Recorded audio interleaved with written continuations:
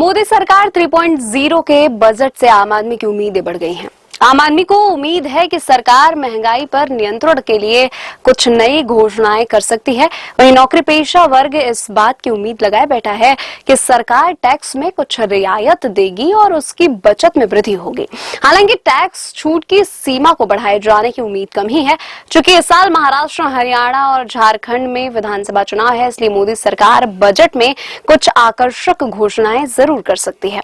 जानकारों की माने तो सरकार आयकर छूट की सीमा को भले ही नहीं बढ़ाएगी, लेकिन स्टैंडर्ड डिडक्शन के माध्यम से नौकरी पेशा वर्ग को वित्त मंत्री निर्मला सीतारामन राहत दे सकती है। माना जा रहा है कि स्टैंडर्ड डिडक्शन को बढ़ाकर 1 लाख तक किया जा सकता है। वर्तमान में यह सीमा 50,000 तक की है। यह सैलरीड पर्सन को खर्चे के एवज में दिया जाता है। इसके लिए कोई भी दस्तावेज लगाने की कोई जरूरत नहीं होती है। हालांकि कुछ लोग यह भी मान रहे हैं कि चुनाव के मद्देनजर सरकार आयकर की सीमा को बढ़ाकर 10 लाख तक कर सकती है। चूंकि मोदी सरकार को लोकसभा चुनाव में तगड़ा झटका लगा है, इसलिए 3 राज्यों के विधानसभा चुनाव में कोई रिस्क लेना नहीं चाहेगी। हरियाणा चुनाव को देखते हुए सरकार किसानों के लिए भी राहत की घोषणा कर सकती है।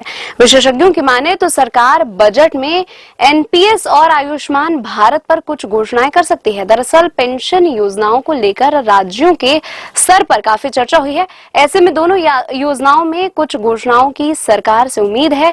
यह भी कहा जा रहा है कि 70 साल से ऊपर के सभी नागरिकों को 5 लाख रुपए तक के मुफ्त इलाज के लिए आयुष्मान योजना के दायरे में लाया जा सकता है।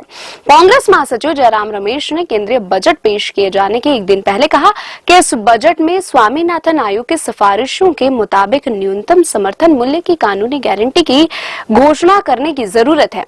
उन्होंने कहा कि केंद्र सरकार की तमाम विफलताओं में कृषि और किसान कल्याण मंत्रालय की क्षमाहीनता और दुर्भावना से भरा व्यवहार सबसे अधिक हानिकारक है। रमेश के मुताबिक 2008 में मनमोहन सिंह के नेतृत्व में संप्रग ने 72,000 करोड़ का कृषि ऋण माफ किया था, जिससे बड़ी संख्या में किसानों को लाभ हुआ था।